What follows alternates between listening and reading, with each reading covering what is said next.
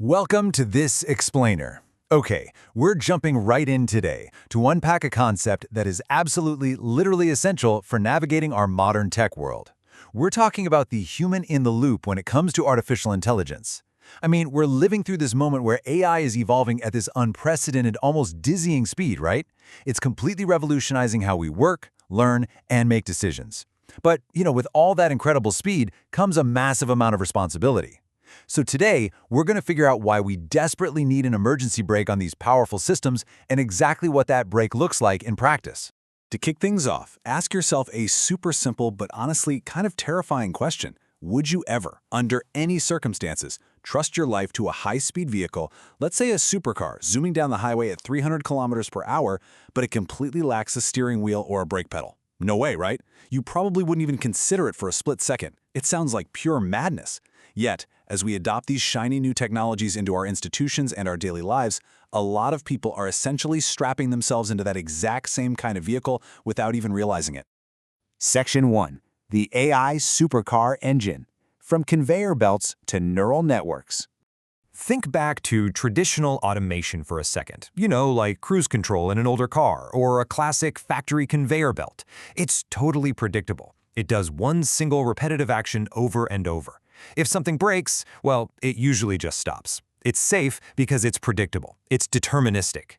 But then look at neural networks. This is your 300-kilometer-per-hour supercar engine.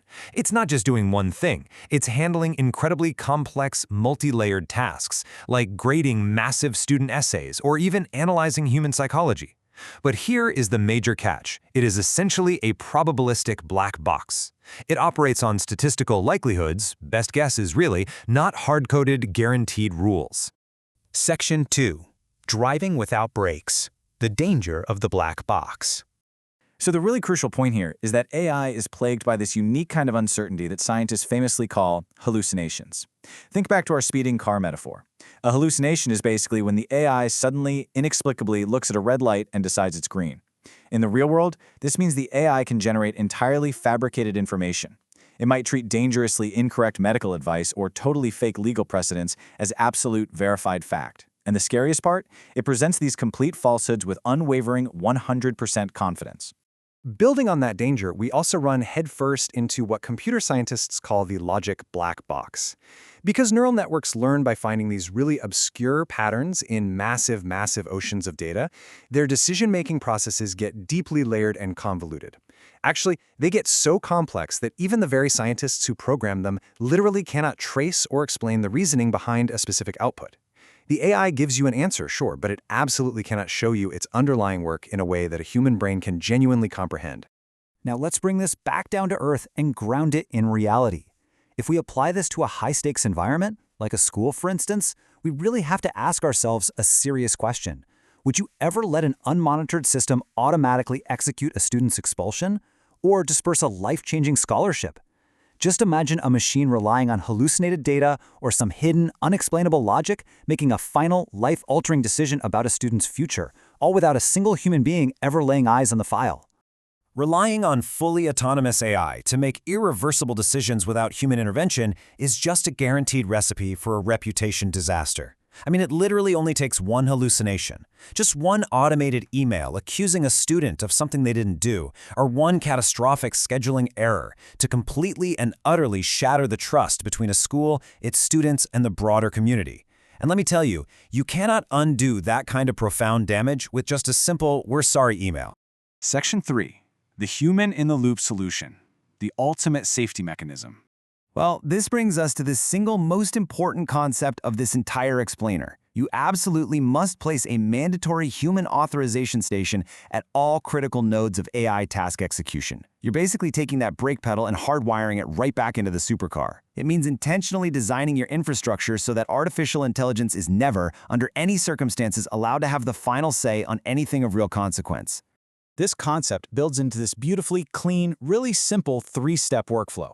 Step 1, the AI merely proposes an action. It crunches the data and, say, drafts a warning letter to a student's parents. Step 2, a human reviews the work. The teacher reads through that draft, really checking for nuance, accuracy, and the right tone.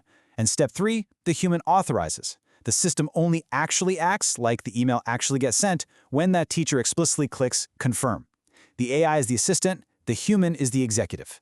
Now, I know some administrators or tech enthusiasts might push back here. They might worry this manual step slows things down, right? They're looking for maximum efficiency.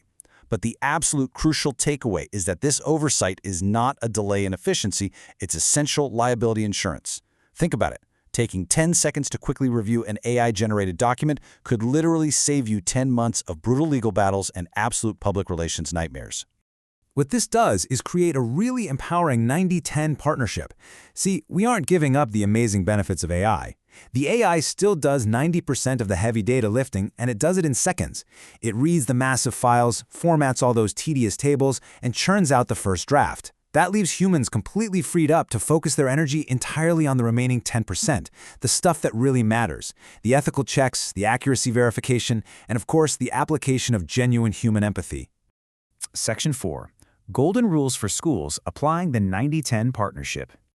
So, in practice, the rules are incredibly straightforward. On the administration side, yes, absolutely let the AI draft those complex master schedules. That saves weeks of agonizing work. But the vice principal absolutely must officially approve them before they go live. On the teaching side, sure, AI can help grade assignments and draft feedback comments, but teachers must always have a one-click override authority to easily change any grade or comment they disagree with. Across the board, in all scenarios, humans must always retain the absolute highest authority in the loop. As we start to wrap up, there's an overarching philosophy that perfectly captures our ultimate goal here. Embrace AI's speed, but never surrender human responsibility. It's that simple. We absolutely want the breathtaking speed and the analytical power of neural networks, but we have to maintain our vital human warmth and our accountability. Remember, the brake pedal doesn't stop the car from going fast. It's exactly what gives the driver the confidence to speed up safely in the first place. I want to leave you with this final, kind of provocative thought to chew on today. Take a look around your workplace, maybe your digital apps, or just your daily routines. Where else in your life is an automated system currently making decisions, filtering information, or taking actions completely without a human in the loop? Because the era of the AI supercar, yeah, it's already here. It is entirely up to us to make sure we're actually the ones in the driver's seat. Thanks so much for joining me on this explainer, and keep asking the big questions.